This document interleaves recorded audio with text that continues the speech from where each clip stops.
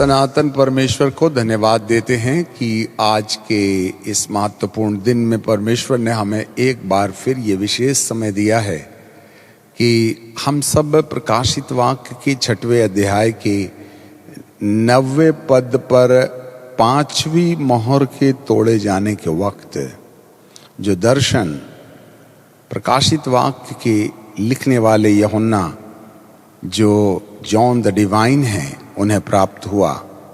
ये सब बातें परमेश्वर की मर्जी के अनुसार प्रभु यीशु मसीह के द्वारा घटित होने वाली घटनाओं के प्रकाशन में लिखी गई हैं, जो संपूर्ण सृष्टि के लिए एक इतिहास है। इसलिए आज हम फिर एक बार उसी अध्याय को आगे ले जाना चाहते हैं जहां पर लिखा हुआ है, और जब उसने 5वीं मोहर खोली तो मैंने वेदी के नीचे उनके प्राणों को देखा जो परमेश्वर के वचन के कारण और गवाही के कारण जो उन्होंने दी थी बद्ध किए गए थे। इससे पहले कि हम परमेश्वर के वचन पर चिंतन करें, हम प्रभु से प्रार्थना करेंगे। सनातन सनातन काल के विराट परमेश्वर आकाश गंगा के ऊपर रहते हुए संपूर्ण सृष्टि को अब तक आप अपनी इच्छा के अनुसार चलाते रहे। इब्रानी की किताब और उसके पहले अध्याय और उसके 1, 2, 3 पदों में बाइबल कहती है कि पूर्व काल में आपने बाप दादों से होकर थोड़ा थोड़ा करके हमसे बातचीत किया, एंड देन फिर उसके बाद में भविष्यद्वक्ताओं के द्वारा और उसके बाद पुत्र के द्वारा अंत के दिनों में हमसे बातचीत की। और उसी पुत्र के अंतिम प्रकाशन में जो प्रकाशित वाक्य में लिखा है, संपूर्ण सृष्टि के अंदर में होने वाली घटनाओं की कहानी प्रकाशित की जा रही है। ऐसे समय में आगे वचन के अनुसार सब वस्तुओं को वह अपने वचन की सामर्थ्य से प्रभावित करते हुए संभाल कर रखता है। जो जो घटनाएं धरती पर घटती हैं वह सब कुछ आपके वचन के स्केल के आधार पर होती हैं। इसीलिए प्रभु इन समयों में जब जो कुछ भी धरती के अंदर आगामी दिनों में घटने वाला है उसका प्रकाशन आपने ऑलरेडी बाइबल पर लिख रखा है। उसे समझ लेने के लिए आज हमें ईश्वरीय बुद्धि की आवश्यकता है। हे सनातन परमेश्वर, पवित्र आत्मा की सहायता दीजिएगा जिससे कि हर बातें क्रमबद्ध तरीके से पवित्र आत्मा के नियंत्रण में रहने पाए, न बल से, न बुद्धि से, न ज्ञान से, वरन पवित्र आत्मा के संपूर्ण नियंत्रण के द्वारा मसीह यीशु के अंतिम पड़ाव के प्रकाशन में हमें आप अपना अनुग्रह प्रकट कीजिएगा। पिताजी, हम आपको धन्यवाद और धन्यवाद देते हैं। अपने दास के होठों को वेदी की आग से पवित्र कीजिएगा। हर शब्द नपा तुला और गहरे अभिषेक के साथ लोगों के दिलों को चीरते हुए आत्मा तक प्रवेश हो जाए, ऐसी आप कृपा और दया कर लीजिएगा। आपको महिमा, आदर और सम्मान देते हैं। यीशु नासरी के नाम से मांग लेते हैं, आमीन। 5वीं मोहर के खोले जाने के बाद बहुत से प्राण और आत्मा वेदी के नीचे जो बद्ध किए गए थे, जो शहीद किए गए थे, जो कुचले गए थे, मार डाले गए थे, उनको मैंने देखा। और वे बड़े शब्द से पुकार करके कह रहे थे, हे स्वामी और हे पवित्र और सत्य, तू कब तक न्याय न करेगा और पृथ्वी के रहने वालों में से हमारे लहू का पलटा कब तक न लेगा। इससे ऐसे पता चलता है जरूर इनका खून बहाया गया है, जरूर ये शहीद हुए हैं, जरूर इनके ऊपर अकारण अत्याचार किया गया है। आखिरकार इनके ऊपर में अकारण अत्याचार का क्या कारण रहा है? बाइबल हमें बताती है, पृथ्वी के सब रहने वालों के से हमारे लहू का पलटा कब तक न लेंगे, और उनमें से हर एक को श्वेत वस्त्र दिए गए और उनसे कहा गया कि और थोड़े देर विश्राम करो। क्यों?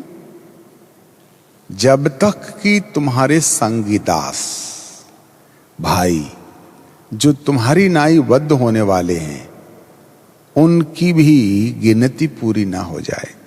इसका मतलब है परमेश्वर का हर एक व्यक्ति के लिए 7 साल के महाक्लेश काल के अनुसार एक ग्राफ ऑलरेडी बना हुआ है।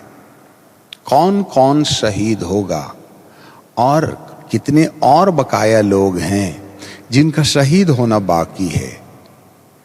यही तो परमेश्वर की परमेश्वरता का एक प्रमाण है कि अब तक जो लोग शहीद हो गए वे तो वेदी के नीचे शांति और विश्राम पा रहे हैं, परंतु और भी हैं धरती लोक में जिनका बलिदान होना बाकी है।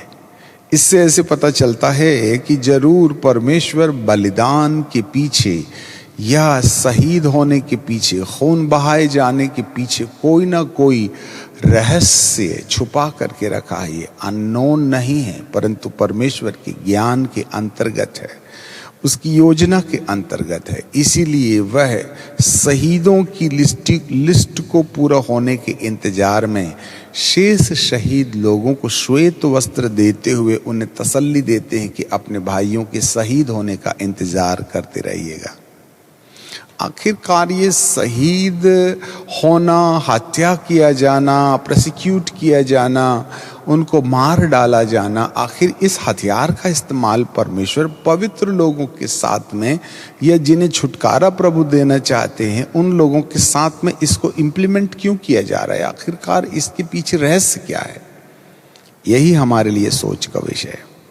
और इससे पहले हमने ये भी सुना था इससे पहले वाले एपिसोड में कि ये जो शहीद होने वाले लोग हैं ये वे लोग हैं जो परमेश्वर के वचन के कारण, नंबर 1, और उस गवाही के कारण जो उन्होंने दी थी। इसका मतलब है 7 साल के महाक्लेश काल में भारी संख्या में लोग गवाही देंगे। आखिर ये गवाही पैदा कहाँ से हुई? थोड़ा सा रिपीट करके फिर हम आगे के लिए समा बनाएंगे। ये गवाही पैदा कहाँ से हो गई?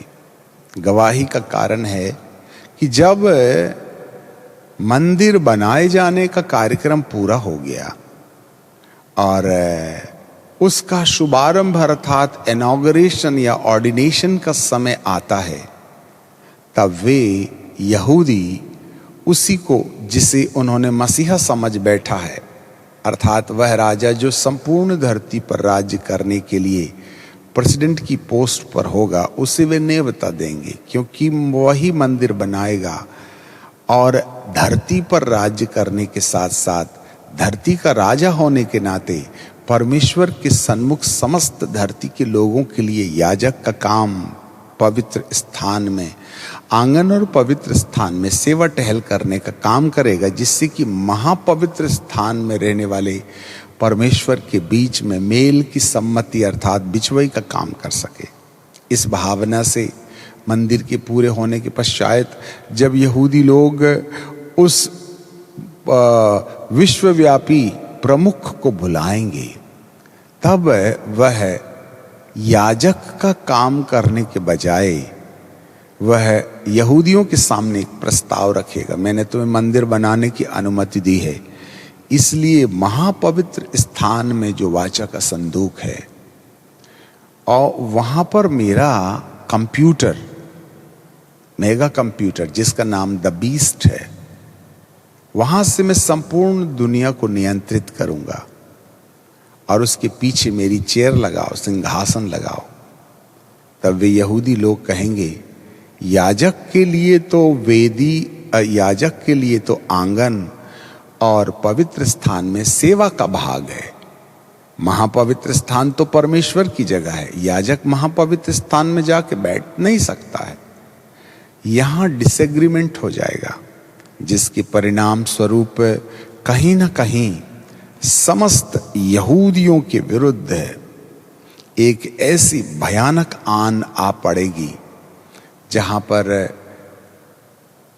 यहूदी इस राजा के प्रस्ताव को ठुकरा देने के कारण वे समस्त विश्व की सरकार के विरुद्ध खड़े होने का कारण बन जाएंगे। ये बातें बाइबल में प्रभु यीशु मसीह ने बहुत पहले से लिख रखा था। यदि मैं आपके लिए मरकुस रचित सुसमाचार को निकाल के पढ़ूं, बुक ऑफ मार्क, हम अलग अलग किताबों से इसको पढ़ने का प्रयास करेंगे। Book of Mark chapter 13 and verse 14 है। मरकुस की किताब और उसका 13वां अध्याय और उसका 14वां पद। सो जब तुम उस उजाड़ने वाली वस्तु को, उजाड़ने वाली घृणित वस्तु को जो जहां उचित नहीं है वहां खड़ा देखो। जरा देखिएगा, यहां उजाड़ने वाली घृणित वस्तु को इंग्लिश में एबॉमिनेशन कहा गया है, अर्थात अंधकार की सत्ता के द्वारा बनी बनाई सुनियोजित व्यवस्था, जिसके द्वारा वह संपूर्ण धरती पर शासन करते हुए हर मानव से आराधना लेकर के, जो आराधना मात्र परमेश्वर के लिए है, वह आराधना दुष्ट अपने लिए ले ले, उस संपूर्ण सिस्टम को घृणित वस्तु एबॉमिनेशन के अंतर्गत हम समझ सकते हैं। यहां ब्रैकेट में लिखा है पढ़ने वाला समझे। यह सांकेतिक इशारा है, स्पष्ट नहीं है, इसीलिए जो पढ़े वो समझ ले।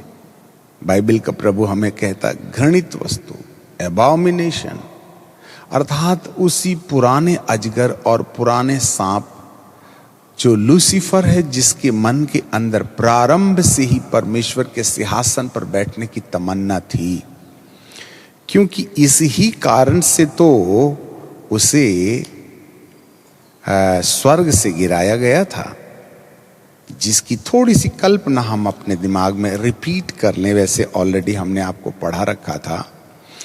जैसे यशायाह की किताब में और उसकी 14वें अध्याय के 12वें पद में लिखा है, भोर के चमकने वाले तारे त्यों क्यों आकाश से गिर पड़ा, तू जो जाति जाति को हरा देता था, अब काट कर भूमि पर गिरा दिया गया। तू मन में कहता था कि मैं स्वर्ग पर चढ़ूंगा। अब कल्पना देखिएगा, मैं स्वर्ग पर चढ़ूंगा और अपने सिंहासन को ईश्वर के तारा गणों से अधिक ऊंचा करूंगा। यह अभिलाषा समाप्त नहीं हुई है, अपितु वह तीसरे आकाश से गिरा दिया गया और संपूर्ण सृष्टि को बर्बाद करने के लिए आदम के डीएनए को बदल देने हेतु उसने वह फल भी खिला दिया, जिसके कारण से आदम और हव्वा को अदन के बगीचे के बाहर निकाला गया। और उसके बाद दुनिया का निर्माण पापी आदम के द्वारा हुआ। ऐसे समय में उसकी हृदय के अंदर जो तमन्ना थी कि मैं ईश्वर के तारागणों से अधिक ऊंचा करूंगा और उत्तर दिशा की छोर पर सभा के पर्वत पर, सभा, वहां स्वर्ग में उत्तर दिशा की ओर एक सितारे में परमेश्वर ने मंदिर बना रखा था, जहां पर वह समय समय पर बैठ करके संतों की प्रार्थना सुना करते थे। वो वाली जगह में मैं बैठ जाऊंगा। देखना, स्वर्ग की प्रतिमा धरती पर बनाई गई।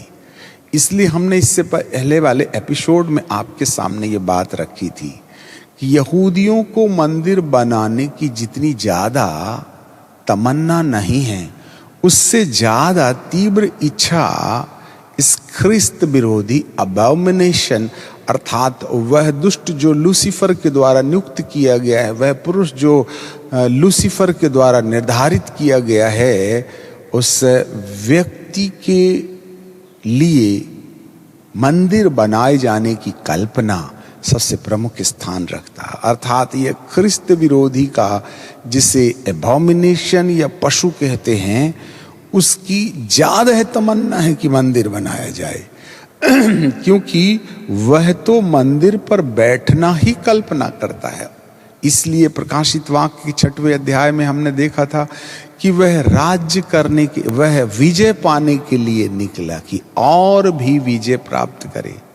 3.5 साल के काल में उसने मंदिर बनाने की अनुमति इसलिए दे दी थी कि वह और भी विजय प्राप्त करे, अर्थात अगले 3.5 साल में मंदिर के बनाए जाने के बाद वह महापवित्र स्थान में वाचा के संदूक के ऊपर जो सोने के करूब पंख फैलाए रहते हैं, उस बीच में वह अपना कंप्यूटर रखे, क्योंकि सारी दुनिया कंप्यूटर से जुड़ जाएगी। अभी जो आईडी कार्ड है धीरे धीरे RFDI चिप से कनेक्ट हो जाएगा। आपकी ऑनलाइन परचेसिंग शुरू हो गई है, ऑनलाइन स्कूल हो गए हैं, सब कुछ तो भौतिक खत्म होते चला जा रहा है। वो छोटे से डब्बे के अंदर सिमट गई ना दुनिया, और उसका सेंटर होगा वह कंप्यूटर। ये है घृणित वस्तु, और उसे एक शासक चलाएगा जो वर्ल्ड वाइड होगा, वन वर्ल्ड गवर्नमेंट का प्रेसिडेंट। तो कहने का मतलब ये हो गया कि तारागणों से अधिक ऊंचा करूंगा और उत्तर दिशा की छोर पर सभा के पवित्र पर विराजमान होऊंगा, और मैं मेघों से भी ऊंचे ऊंचे स्थानों पर चढ़ जाऊंगा और परम प्रधान के तुल्य हो जाऊंगा। ये है कल्पना। इसलिए बाइबल हमें बताती है कि जब वह उजाड़ने वाली घृणित वस्तु जहां उचित नहीं है वहां खड़ा देखो, अर्थात मंदिर के महापवित्र स्थान में बैठकर संपूर्ण दुनिया पर शासन करने की तमन्ना मान लो उजाड़ देने वाली वस्तु का वह घृणित उपाय है जो सदियों से जो स्वर्ग में था तब से यहाँ पाया जाता था। अर्थात मंदिर के बनाए जाने के पश्चात जब विश्वव्यापी सरकार का प्रमुख महापवित्र स्थान को अपना हेड ऑफिस बनाने के प्रयास में अपनी डिमांड यहूदियों के सामने रखे, यही उसकी अंतिम इच्छा रही है, तब यहूदी लोग जो हैं वे इसे अस्वीकार कर लेंगे और इसे महापवित्र स्थान में बैठने से रोक देंगे। तुम्हें तो याजक का काम करना है, आंगन में वेदी पर बलिदान चढ़ाना है लाल बछिया का, और उसके बाद में पवित्र स्थान में जाकर बछिए के लहू को वेदी के सामने, जो सुनहली वेदी है महापवित्र स्थान के सामने, वहां समर्पित करना है। तब वह बौखला करके तमाम यहूदियों के विरुद्ध खड़ा हो जाएगा। बाइबल हमें बताती है जब ये घटना होता हुआ देखो तो बाइबल कहती है तब जो यहूदा में हो वे पहाड़ में भाग जाएं, तबाही का दिन शुरू, और जो कोठे पर हों वे अपने घर में से कुछ लेने के लिए नीचे न उतरें और ना भीतर जाएं, और जो खेत में हों वे अपना कपड़ा लेने के लिए पीछे न लौटें। उन दिनों में गर्भवती और दूध पिलाने वाली होंगी, उनके लिए हाय हाय। अर्थात प्रार्थना किया करो कि यह जाड़े के दिन में ना आए। जाड़े का मतलब कोई ठंडी का मौसम नहीं है, आत्मिक ठंडेपन में हमारे जीवन में यह घटना न घटे, क्योंकि वे दिन ऐसे क्लेश के होंगे कि सृष्टि के आरंभ से लेकर जो परमेश्वर ने रची अब तक ना तो हुई थी और ना फिर कभी होगी। इतना पीड़ादायक समय होगा। मंदिर पर जब कंगूरे पर उस घृणित वस्तु को बैठा हुआ देखो, और यदि प्रभु उन दिनों को न घटाते, अब यहां एक दूसरा ऑब्जेक्ट सामने आता है, प्रभु उन दिनों को न घटाते। कौन से दिन, क्यों घटा रहा है प्रभु? पीड़ा के दिन, भयानक पीड़ा के दिन ना घटाए जाते, तो क्यों घटाना चाहता है प्रभु? जो कोई प्राणी, तो कोई भी प्राणी नहीं बचता, इतना क्रोध परमेश्वर का दिखाई दे रहा है, परंतु उन चुने हुओं के कारण, ये है पॉइंट। इसका मतलब है अभी भी वहां उसके चुने हुए लोग हैं। इवन दो यीशु मसीह के कलीसिया को उठा ले गए 7 साल के महाक्लेश काल में, अभी भी परमेश्वर के चुनाव किए हुए लोग रहते हैं, और उन चुनाव किए हुए लोगों के कारण से परमेश्वर ने इन विपत्तियों को जो छठवीं मोहर के खोले जाने के बाद प्रत्यक्ष होगी। उसको हम अगले आने वाले एपिसोड के लिए छोड़ देंगे, जहाँ सूरज काला हो जाएगा, चांद रक्त सा हो जाएगा, और जो विपत्तियां आएंगी छठवीं मोहर के तोड़े जाने से, उसको हम अभी विराम दे देंगे। सो वहाँ ना जाइएगा, अगले एपिसोड के लिए बने रहिएगा। सो यहाँ बाइबल हमें बताती है कि चुने हुए लोगों के कारण आने वाली विपत्ति को राहत दी गई है, जिससे कि चुने हुए लोग उन दिनों में उद्धार पा जाएं। तो अब सवाल ये उठता है कि प्रभु उन बचे हुए चुने हुओं के कारण जिनको उसने चुना है, दिन घटा रहे हैं। आखिर उस चुने हुए लोगों को प्रभु किस रीति से उद्धार के अनुभव में लाएंगे, या उनका अनंत काल या शाश्वत काल की जीवन का प्रारंभ उनके जीवन में कैसे जोड़ा जाएगा, ये एक प्रश्न उठता है। इसीलिए उन चुने हुए लोगों के पास एकमात्र साधन है, एकमात्र रास्ता है, धरती पर शारीरिक रीति से जीने की तमन्ना का खत्म हो जाना, अर्थात मसीह की गवाही, परमेश्वर के वचन के आधार पर प्राण देना ही वह गेट है जहां उन्हें अमरकाल की शांति के लिए जोड़ दिया जाएगा। इसीलिए बाइबल हमें क्या बोलती है, उस समय यदि कोई तुमसे कहे कि देखो मसीहा यहां है, देखो वहां है, तो प्रतीति न करना, क्योंकि झूठे मसीही और झूठे भविष्यवक्ता खड़े होंगे और चिन्ह और अद्भुत काम दिखाएंगे। यदि हो सके तो चुने हुए को भी भरमा दें। अब यहां पर पवित्र आत्मा नहीं है, इसलिए उनको अपनी बुद्धि से भरमा दिए जाएंगे। ये झूठे मसीहा और झूठे भविष्यवक्ता चिन्ह और अद्भुत काम करेंगे।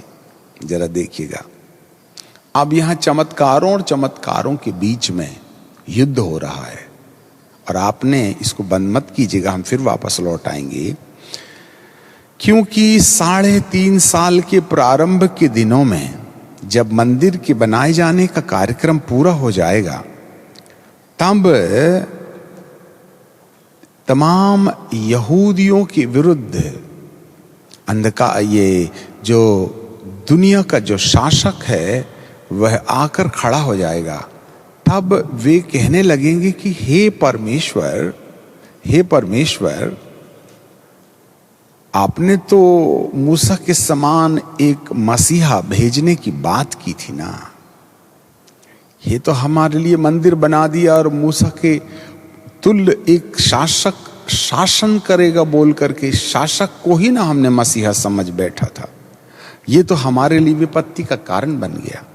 यदि लूका रचित सुसमाचार में चल पड़ें और उसके 21वें अध्याय में और उसके 20वें पद में बाइबल हमें बताती है, और जब तुम यरूशलेम को सेनाओं से घिरा हुआ देखो, इसका मतलब है यरूशलेम नगरी वह केंद्र बिंदु होगा जो सेनाओं से घिर जाएगा। 3rd वर्ल्ड वॉर यहां शुरू होगा। तो जान लेना कि उसका उजड़ जाना निश्चय है, मतलब इज़राइल की बर्बादी निकट आ गई है। मंदिर का बनाया जाना तो शुरू हुआ, परंतु उसके उजाड़ का भी समय अब आ गया है।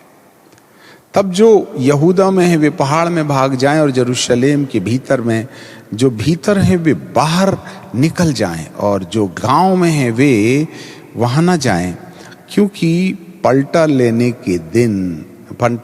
लेने के ऐसे दिन जिसमें लिखी हुई सब बातें पूरी हो जाएंगी।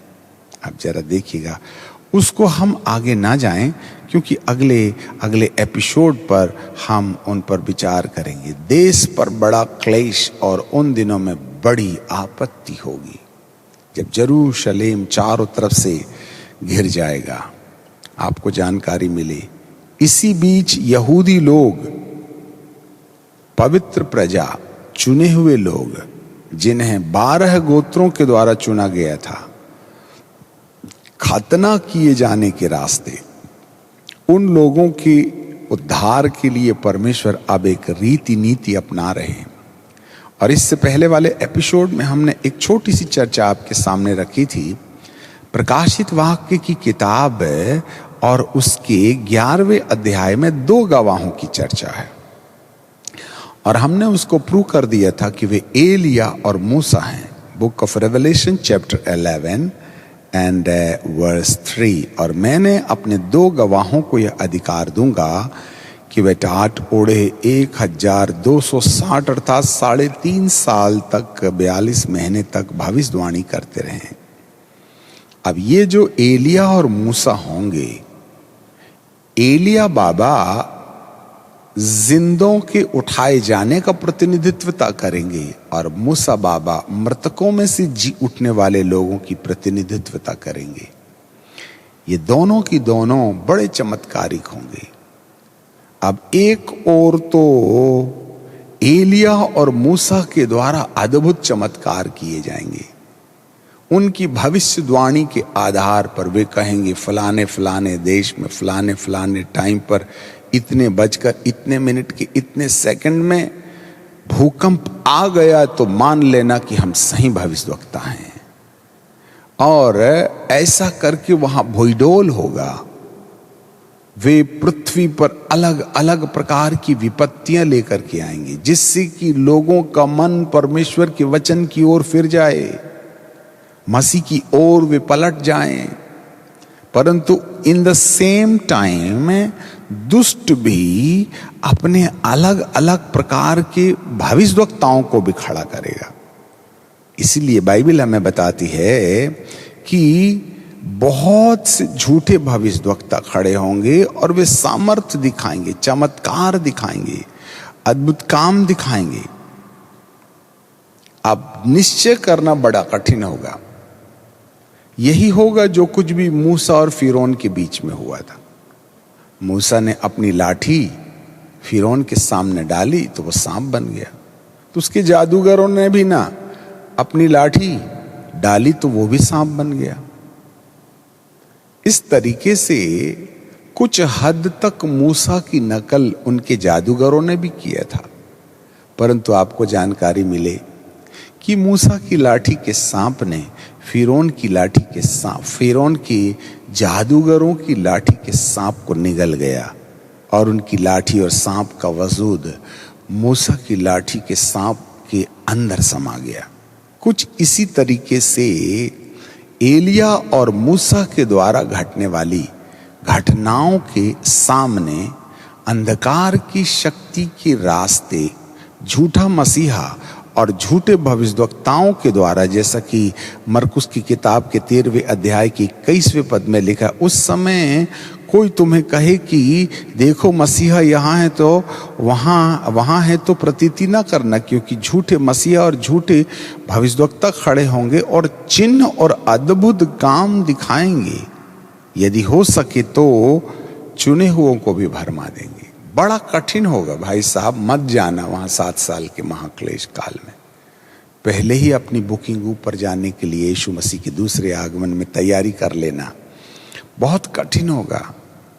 इसलिए सलाह मान लो संतों की, ये मोबाइल पर नियंत्रण करो, ये लव वाला मामला खत्म करो जवान बच्चों, और तमाम याजकों राजनीति बंद करो, ये संस्थावाद की दीवारें ढा दो, अन्यथा रह जाने के बाद में बड़ी कठिनाई से उद्धार का अनुभव होगा। प्रभु वचन अपने स्पष्ट रीति से कहते हैं, बाइबल में लिखी गई बात एक बिंदु मात्र भी पूरा हुए नहीं टलेगा। स्वर्ग और पृथ्वी बदल जाएगी, परंतु परमेश्वर का वचन एक बिंदु मात्र भी पूरा हुए बिना नहीं टलेगा। इसमें जो लिखा है उसका होना तय है। आपकी दुआएं इसको बदल नहीं सकती हैं, आपका ज्ञान उसको नहीं बदल सकता। आपके मानने और नहीं मानने से बाइबल के अंदर में लिखी सच्चाइयों को घटाया बढ़ाया नहीं जा सकता है। धरती का एक भी तपस्वी परमेश्वर को हिला नहीं सकता, इवन दो उसके पुत्र की भी प्रभु सुनने वाला नहीं है। तो हमारी तुम्हारी प्रार्थना से कोरोना कहां से चला जाएगा। तो कहने का मतलब ये है कि वे चिन्ह दिखाएंगे, और जो लोग 7 साल के महाक्लेश काल के अंदर में चुनाव के अंतर्गत आएंगे, अर्थात यहूदी समुदाय के लोग जो खतना के बाद मूसा की व्यवस्था का पालन करते हुए मसीहा के आने का इंतजार कर रहे हैं, वे भी झूठी शक्ति के द्वारा भरमा दिए जाएंगे। अब यहां पर परखने के लिए हमारे पास में कोई स्केल नहीं है। तब यीशु के दूसरे आगमन के पहले जो सुसमाचार का प्रचार संपूर्ण धरती के अंदर में फैलाया गया, उस सुसमाचार के अंतर्गत परमेश्वर ने हर एक व्यक्ति को एक चांस दिया था, चाहे वह इजरायली हो, चाहे वह मिस्री हो, चाहे वह असुरी हो, जिनका चुनाव प्रभु जी ने अंत के दिनों में धरती को आशीष देने के लिए किया है। चाहे धरती के अंदर पाए जाने वाले कोई भी समुदाय, जाति, भाषा, संस्कृति समुदाय के रहने वाले हों, इसलिए प्रभु जी ने लिखा है कि जब तक पृथ्वी के छोर तक मसीह का सुसमाचार प्रचार नहीं कर दिया जाएगा, तब तक अंत नहीं होगा। और यह घटना यीशु मसीह के आगमन के अर्थात दूसरे आगमन के पहले ही पूरी कर दी जाएगी। और आज लगभग प्रभु ने 99.9999 जगहों में मसीह ही उद्धार करता है, यीशुआ मसीहा ही उद्धार करता है, इसका प्रचार चाहे रेडियो के द्वारा हो, चाहे टेलीविज़न के द्वारा हो, चाहे घर घर पत्रिकाओं के द्वारा हो, चाहे चिन्ह चमत्कार के द्वारा हो, चाहे भविष्यवाणियों के द्वारा हो, चाहे प्रभु भक्तों के द्वारा हो, कलीसिया के द्वारा हो, ना ड्रामों के द्वारा हो, हर प्रकार के रीति और रिवाजों के आधार पर परमेश्वर ने हर मानव के पास में कहीं ना कहीं यीशुआ मसीहा की सत्यता को प्रमाणित कर दिया है। ऐसे समय में जिन लोगों ने यीशु के आगमन के पहले सत्य प्रेम के रास्ते अपना जीवन का ओढ़ना, सत्य प्रेम को बना रखा था, वे तो प्रभु यीशु मसीह के साथ उठा लिए जाएंगे। बाकी जो लोग मसीह को मानते हैं, विश्वास करते हैं और संसार के साथ में समझौता पूर्ण जीवन भी जीते हैं, बीड़ी भी पीते हैं और प्रभु भोज भी खाते हैं, लिपस्टिक भी लगाते हैं और प्रभु भोज के प्याले को लाल कर देते अपने होठों से। मेरी बेटियों, तमीज सीखिएगा, एटलीस्ट प्रभु भोज के समय तो लिपस्टिक ना लगाई होती तुमने। मेरे पवित्र परमेश्वर के प्याले को अपनी नजाकत से क्यों रंगा रही हो? पश्चाताप कर लेना। यहां जाकर के हम प्रभु भोज खाते हैं और बाहर जाकर के बीड़ी पीने लगते हैं। रविवार के दिन की छुट्टी में चर्च के बाद में तो मटन के साथ में दारू की बोतल जरूर खुलती है। आए तमाम प्रकार के नशीले मसीहियों, प्रभु तुम्हें चेतावनी दे रहा है, तुम्हारे उद्धार के लिए प्रभु आज भी खटखटा रहा है। तमाम प्रकार की राजनीतियों से, कलीसियाओं के तोड़ फोड़ से, झूठे सिद्धांतों से, अपने पेट की कमाई के लिए, अपने पेट भरने के लिए, अपनी इज्जत बचाने और अपना भविष्य बनाने के लिए गलत सिद्धांतों का अनुसरण करके तुमने अपने प्रभु यीशु मसीह की आत्मा को दुखी किया है। ऐसे लोग इस धरती के अंदर में रह जाएंगे। परंतु वचन तो उनके माथे पर आ गया ना, उन्होंने वचन तो सुन लिया ना। अब 7 साल के महाक्लेश काल में जो पवित्र थे वो तो उठा लिए गए, क्योंकि लिखा है धन्य है वे जो पवित्र हैं, क्योंकि वे ही परमेश्वर को देखेंगे। उस पवित्रता की खोज करो जिसके बिना कोई परमेश्वर को देख नहीं सकता। मेल मिलाप रखने और उस पवित्रता की खोज करने जिसके बिना कोई परमेश्वर को देख नहीं सकता। तो नफरत की दीवारों को ढा नहीं देने वाले लोग धरती पर रह जाएंगे। ऐसे समय में 7 साल के महाक्लेश काल में जब कलीसिया में उठाए जाने के बाद करोड़ों लोग इस धरती से गायब हो जाएंगे, तब उन्हें वह वचन 1 बाय 1 याद रहेगा, क्योंकि उनके दिमाग के सबकॉन्शियस माइंड में, मेमोरी मोड में ये सारी घटनाएं कि हमने चंगाई पाई थी, हमारा नाम पुकारा गया था पर हमने बीड़ी नहीं छोड़ा, हमें बुलाया गया था परंतु हमने मोबाइल को इचिक बिचिक करने से इनकार नहीं किया, हमें प्रभु जी ने बुलाया था दे दे अपना जीवन परंतु अपने गर्लफ्रेंड को नहीं छोड़े, पापी जीवन जीते रहे, लव यू की कहानी शुरू रही। ऐसे लोग धरती पर रह जाएंगे। तब वो बुलाहट के शब्द, वो नबियों के शब्द, वो भक्तों के शब्द, वो चमत्कार, जो वो लोग, वो बड़ी बड़ी सभाएं जिनमें आपने दुष्टात्माओं को नाचते देखा है, बीमारियों को चंगा होते हुए देखा है, जिसमें घंटों प्रभु के भक्त प्रचार करते रहे हैं, वह भूल जरूर गए हैं आप अपने चेतन मन में, परंतु याद रखें अवचेतना में वह रिकॉर्डेड है। और 7 साल के महाक्लेश काल में जब ये विपत्तियां सामने आएंगी, तब वे वचन सबकॉन्शियस से कॉन्शियस में आना शुरू हो जाएंगी, और वो जगह होगी जहां आपको स्वयं डिसीजन लेना पड़ेगा। पवित्र आत्मा तो गया, no revelation, no inspiration, now it is your responsibility to take the decision and ready for the sacrifice, ready to be a martyr. शहीद होने के लिए तैयार हो जाएं। वहां भी बहुत आराम की जिंदगी जीने के लिए एक शर्त रखी जाएगी, यदि तुम विश्वव्यापी सरकार के प्रतिनिधि का पक्ष ले लो तो वह तुमको रोटी देगा, कपड़ा देगा, मकान देगा। जी हां, और यदि आपने समझौता कर लिया तो वो बहुत छोटी सी डिमांड रखेगा, कुछ नहीं, मेरा निशान ले लो, आराम से जियो, 1 नहीं 3 कार ले लो, बिना लाइसेंस के चलाओ, मैं हूं ना, चिंता करने की जरूरत नहीं, बट एक शर्त होना चाहिए, मेरा निशान लेना पड़ेगा, और वो निशान होगा RFDI, radio frequency identification device. और इसी आधार पर हमें सुविधाएं दी जाएंगी। आपको मालूम हो, ये बातें प्रकाशित वाक्य में प्रभु जी ने कहा था। यदि मैं प्रकाशित वाक्य को निकालूं और उसके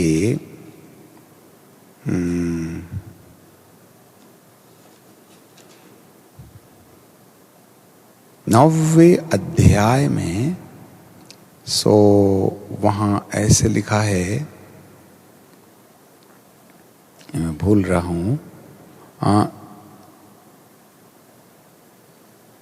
जहां पर लिखा हुआ है कि जो उस व्यक्ति अर्थात वन वर्ल्ड गवर्नमेंट के प्रेसिडेंट को बहुमत देंगे, यस मिल गया मुझे, 11वां अध्याय और 39, बुक ऑफ डैनियल चैप्टर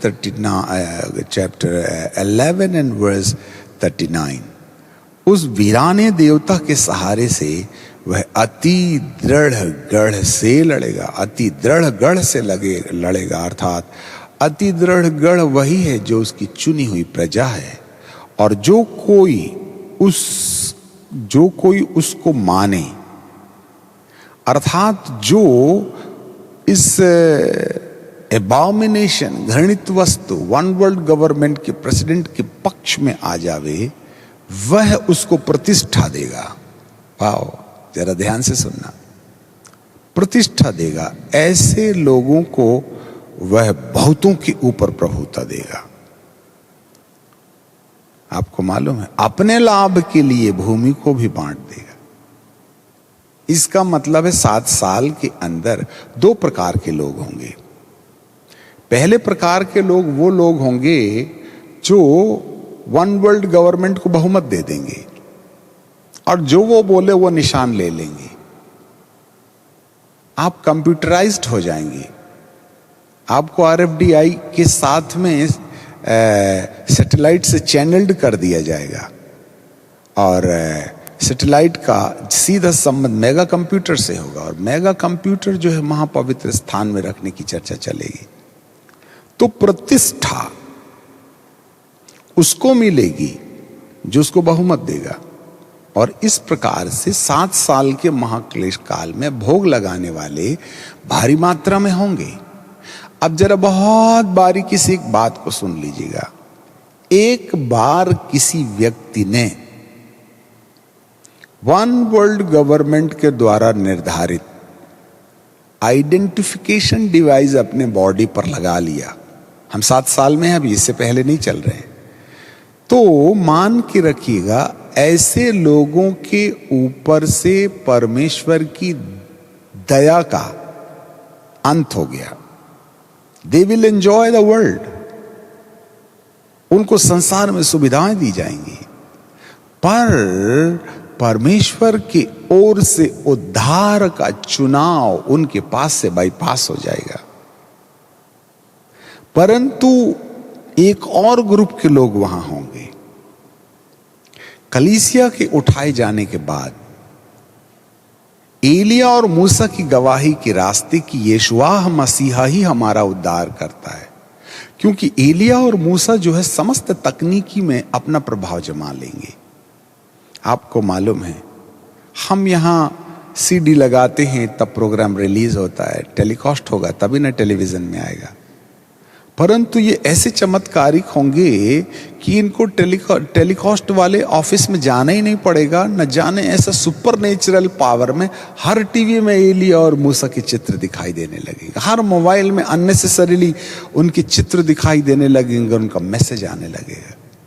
वो पूरे की पूरे सिस्टम को पवित्र आत्मा की अपनी अलौकिक सामर्थ से अपने कब्जे में लेकर, हर डिवाइस को वो अपने कब्जे में लेकर के प्रभु का वचन सुनाने लगेंगे। पश्चाताप करो, इस ख्रिस्त विरोधी से हट जाओ। विपत्तियों की चर्चा आप टीवी में, मोबाइल में, इंटरनेट्स में, हर जगह ट्विटर्स में एलिया मूसा, एलिया मूसा, एलिया मूसा के मैसेज आने लगेंगे। अब ये कैसे आएंगे, कैसे नहीं आएंगे, ये एक बड़ी दिक्कत का विषय है, जबकि उनके पास में ऐसा कोई डिवाइस नहीं है जिसमें होकर के वे बातचीत करेंगे। परंतु बाइबल का परमेश्वर कहते हैं संपूर्ण धरती की टेक्नोलॉजी को वक्त वक्त पर परमेश्वर अपनी सामर्थ्य के द्वारा एलिया और मूसा के लिए जो उन्होंने बना रखा है कि हर एक आंख उससे देखेगी, हर एक व्यक्ति के कान पर यह संदेश सुनाया जाएगा। इस संदेश के सुनाए जाने के वक्त में जितने लोग यीशु के आगमन के पहले रहने के वक्त में यीशुआ मसीहा का संदेश संतों, भक्तों, पादरियों, प्रचारकों के द्वारा सुने थे, जो उनके सबकॉन्शियस माइंड के अंदर में रिकॉर्डेड है, वो रिवील होना शुरू होगा। वो अंदर से बाहर आएगा, अवचेतना से चेतना में आएगा, सबकॉन्शियस से कॉन्शियस में आएगा। और ताजा ताजा संदेश जो एलिया और मूसा देंगे, तब ऐसे समय में उनको डिसीजन लेना होगा। Nobody will help them. यदि उन्हें एलिया और मूसा की बातों पर प्रतीति हुई, यदि उन्हें यीशु के आगमन के पहले जब आप इन धरती पर रेप्चरेशन नहीं हुआ था, उस समय प्रभु भक्तों की बातें याद आने लगे और वे इस बात में मन लगाएं कि ये रास्ता सही है, तब ऐसे लोगों को RFID चिप से सावधान होने के लिए जो एडवांस में बताया जा रहा है, उन दिनों में वर्ल्ड प्रेसिडेंट के बहुमत में नहीं आने की दशा में ही उद्धार होगा। और यदि आपने संसार में जीवित रहने के लिए रोटी, कपड़ा, मकान के लिए समझौता कर लिया और आपने उसको बहुमत दे दिया, तो वह तुम्हें प्रतिष्ठा देगा। और यदि आपने अपना बहुमत उनको नहीं दिया है, RFID चिप नहीं लगाई है, तो संपूर्ण धरती की सरकार आपकी विरुद्ध खड़ी हो जाएगी।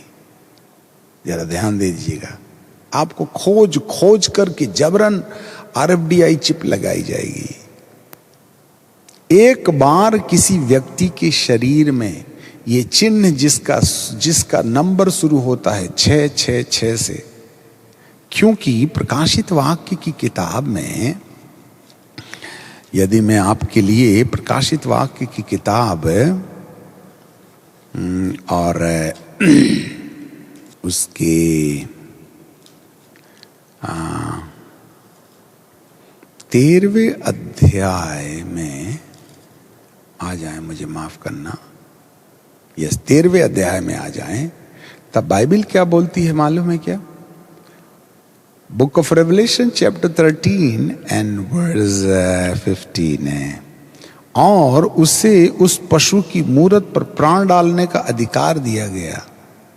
और उस पशु की मूरत बोलने लगी, वो RFID चिप हमसे बात करेगी। जितने लोग उस पशु की मूरत की पूजा ना करेंगे, अर्थात RFID चिप नहीं लगाएंगे, उस कंप्यूटर से अपने आप को नहीं जोड़ेंगे, वन वर्ल्ड गवर्नमेंट के सानिध्य नहीं जाएंगे उन्हें वह मरवा डालेगा। और उसने छोटे बड़े धनी कंगाल दास सबके दाहिने हाथ और उनके माथे पर छाप कर दिया। देखो धरती पर रोटी कपड़ा और मकान के लिए जीवन जीना ही है तो वह छाप लेना पड़ेगा। आगे चलें, छाप कर दी और उसको छोड़ जिस पर छाप दी गई थी उस पशु का नाम और उसका अंक जिससे कोई लेन देन नहीं कर सकता था, या आपको नंबर दिया जाएगा, नंबर ले लो। राशन फ्री में, कार फ्री में, बंगला फ्री में, सब कुछ फ्री में, हवाई जहाज फ्री में। बस वही तो ये चाहता है कि और भी विजय प्राप्त करे। उसका उद्देश्य ये है कि हर मनुष्य पर अपनी मोहर लगा दे। ज्ञान इसी में है। जो जिसे बुद्धि हो वह उस पशु का अंक जोड़ ले, क्योंकि वह मनुष्य का अंक अर्थात उसका अंक है 666। आपको मालूम होवे ये जो दो महापुरुष एलिया और मूसा होंगे वे विश्वव्यापी सरकार के विरुद्ध बगावत करेंगे और चुने हुओं को कहेंगे कि ये निशान न लेना, नहीं तो तुम्हारा उद्धार गया, और जो निशान नहीं लेगा उसकी हत्या की जाएगी।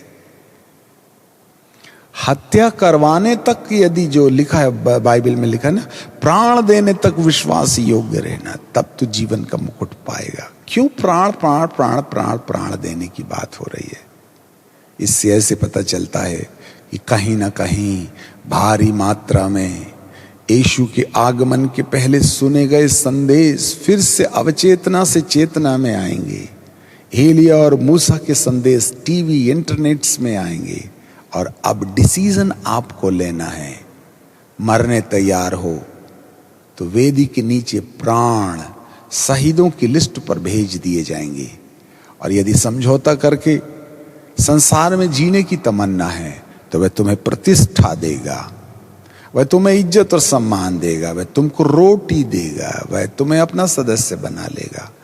परंतु एक बार यदि किसी ने उस अंक को लगवा लिया, जो अंक इस सरकार ने दी थी, जिसने मूर्त की पूजा कर दिया, उस पशु की पूजा कर दी, उसका तो परमेश्वर की उस क्रोध के प्याले से पीने का रिजर्वेशन हो गया।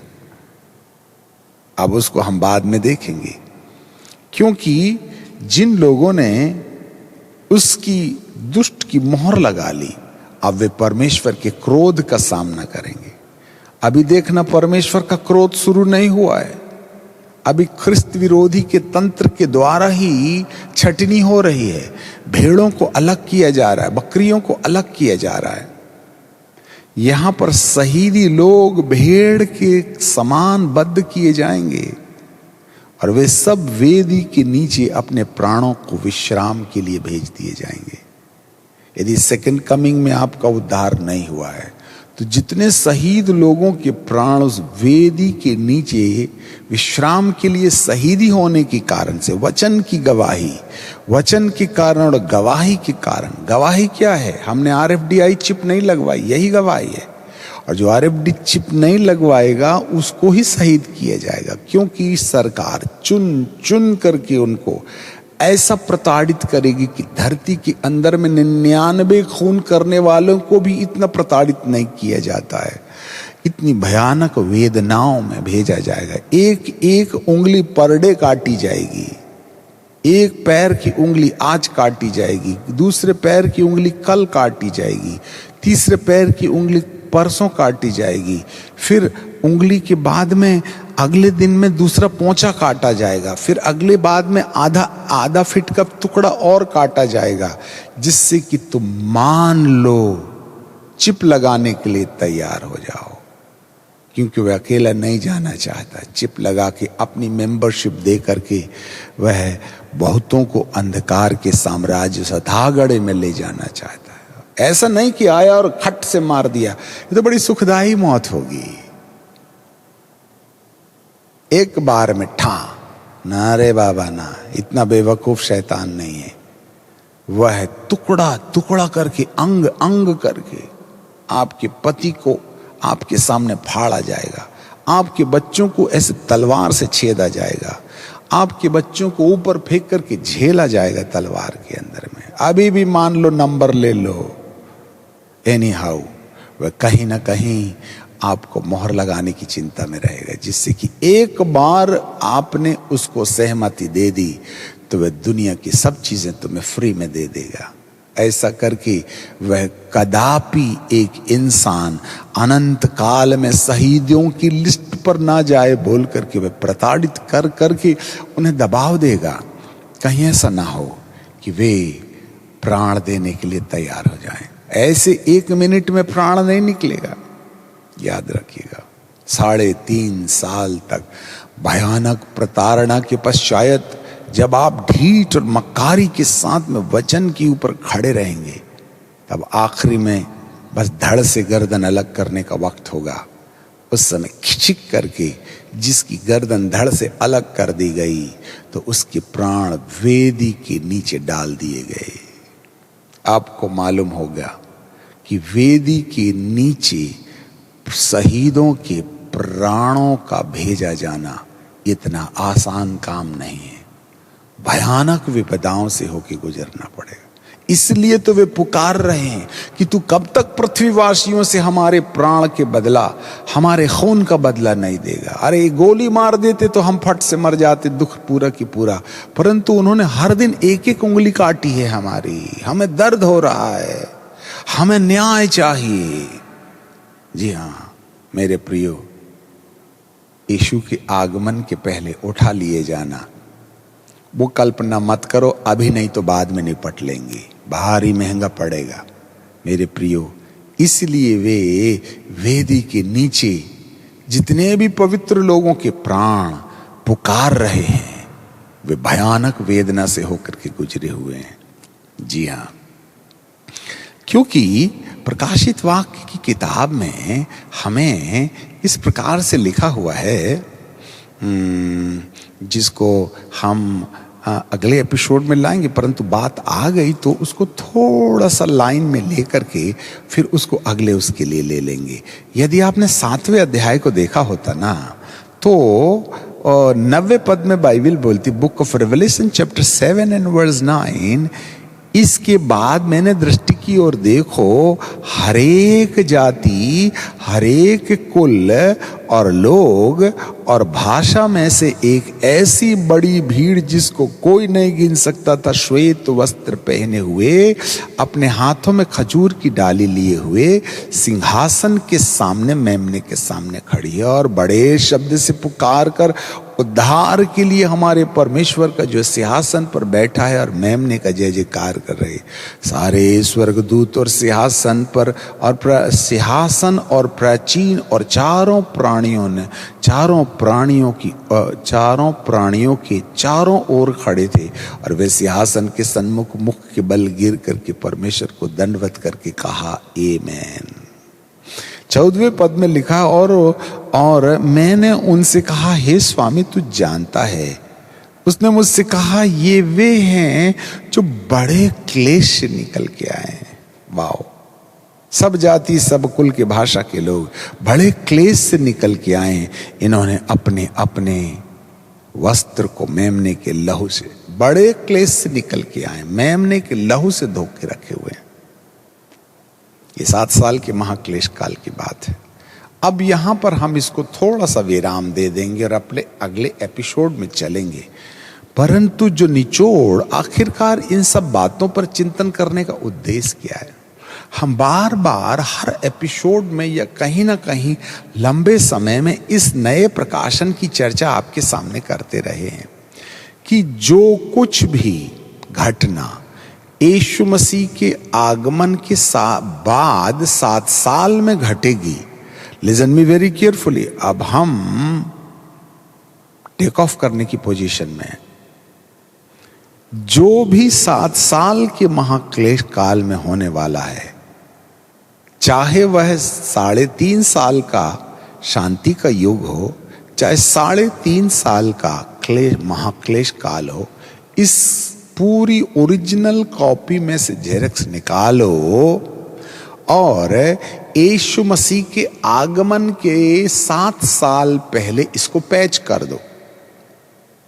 जरा ध्यान से सुन लेना, यदि आपने 7 साल के महाक्लेश काल के अंदर होने वाली घटनाओं को निकाल करके यीशु के आगमन के 3.5 साल के पहले वाले पैच में ला करके खड़ा कर दें, तो प्री ट्रिबुलेशन के अंतर्गत वो सब कुछ होगा जो 7 साल के महाक्लेश काल के अंदर हुआ है। यदि हम 5वीं मोहर की बात कर रहे हैं तो यीशु के दूसरे आगमन के पहले भी 5वीं मोहर खोली जाएगी और उस मोहर के अंतर्गत बहुत से लोगों को शहीद होना पड़ेगा। This is the time for the Christianity. अभी तो केवल डंडे और घर तोड़ा जाना ही देखा गया है। मरने वालों की संख्या बहुत कम है आज यीशु मसीह के आगमन के पहले, परंतु परमेश्वर के अभिषिक्त होने के नाते प्रकाशन की अधीनता में समस्त विश्व की कलीसियाओं को हम चेतावनी देने जा रहे हैं।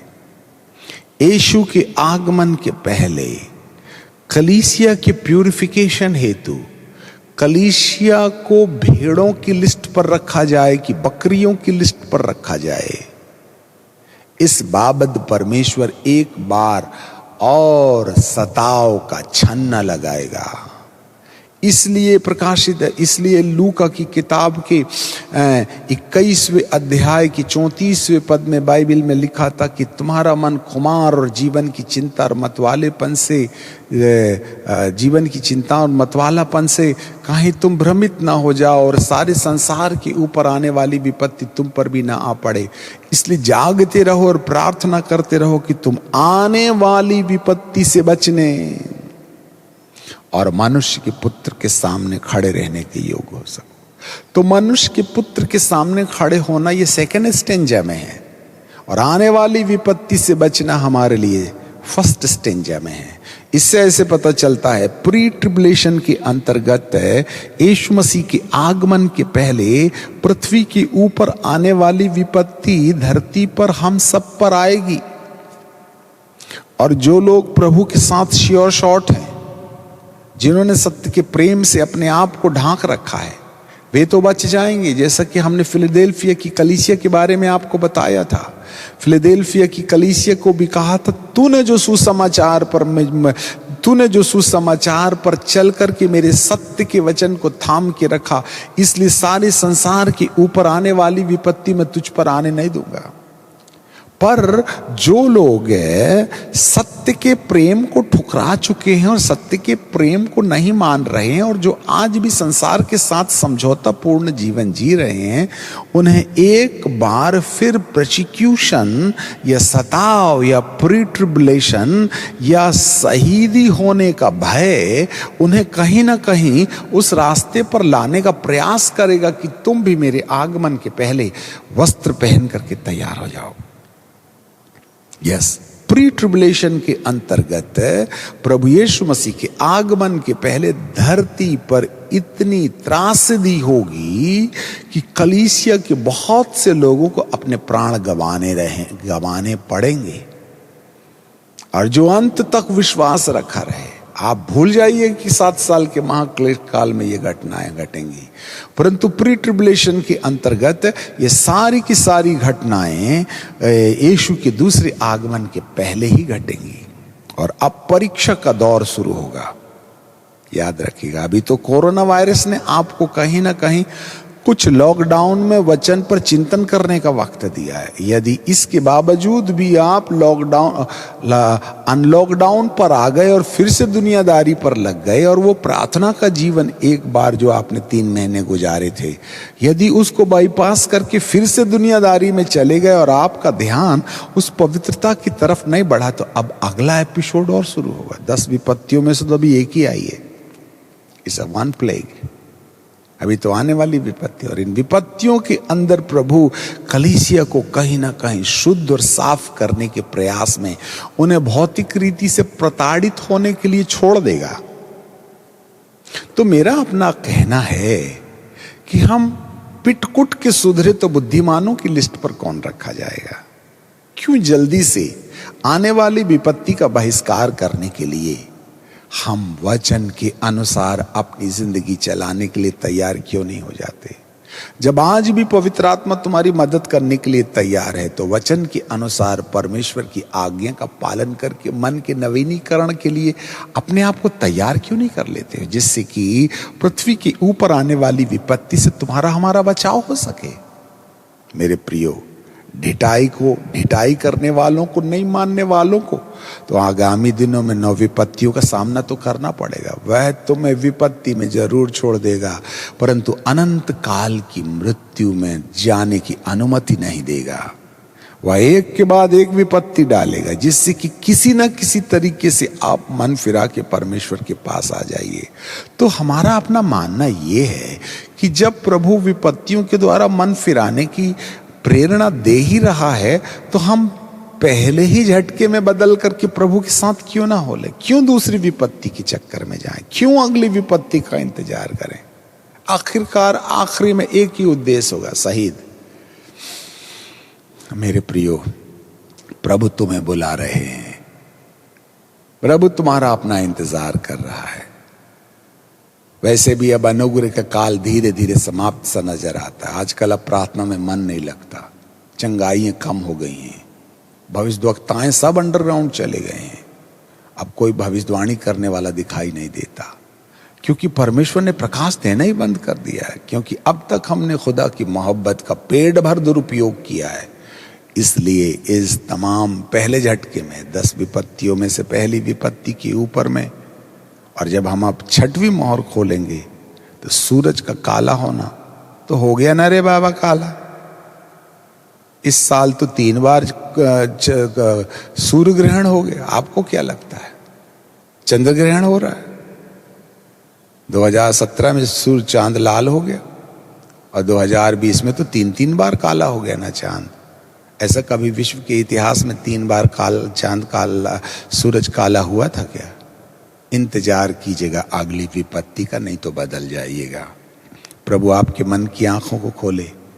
हम 7 साल के महाक्लेश काल की घटनाओं से यीशु के आगमन के पहले होने वाली घटनाओं के ऊपर में चिंतन मनन करके अपने परमेश्वर के पास लौट आने के रास्ते का चुनाव कर लें। बुद्धिमानों की लिस्ट में ऐसे ही लोगों को रखा जा सकता है। समझौता करना बंद करें, झूठ बोलना बंद करें। मेरी आपसे हाथ जोड़ करके विनती है, जिनसे जिनसे रिश्ते टूट गए हैं उनसे जोड़ लो। पत्नी को मत पीटो, पड़ोसी की खिड़की में झांकना बंद करो, अपनी पत्नी के साथ कुछ साल और गुजार लो, किसी कन्या पर नजर न लगाओ, ये पोर्नोलॉजी का सिस्टम बंद करो, गर्लफ्रेंड बॉयफ्रेंड की बातें बंद करो। संतान हो गई तो ठीक, नहीं चिंता में मत जाओ। शादी हो गई तो ठीक, नहीं तो चिंता मत करो।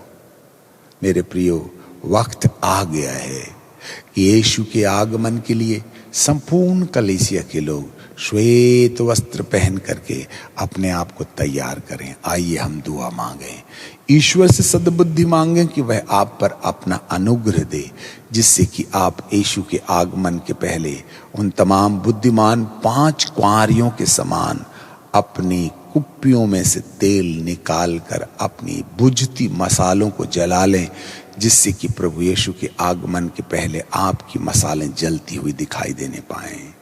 सनातन काल की विराट परमेश्वर, हम आपको धन्यवाद देते हैं, आपको महिमा देते हैं, आपको आदर देते हैं, आपको सम्मान देते हैं। सनातन यीशु, आज की सुहानी बेला में आपने हमें कई चेतावनी पूर्ण संदेश दिए हैं। आपका अनुग्रह हम पर हो जाए प्रभु, आपकी दया में हमें बनाए रखना। आप किसी को भी अनंत काल की मृत्यु में नहीं छोड़ देना चाहते हैं। वरन पवित्रता के रास्ते उन्हें उस चुनाव पर ला रखना चाहते हैं जिससे कि वे श्वेत वस्त्र पहनकर पवित्र कुंवारियों के समान उस दूल्हे के हाथ में सौंपे जाने के लिए अपनी तैयारी कर सकें। हम आपको धन्यवाद देते हैं, आपको महिमा और आदर देते हुए इस प्रार्थना को नजराना यीशु के नाम में मांगते हैं। आमीन, आमीन।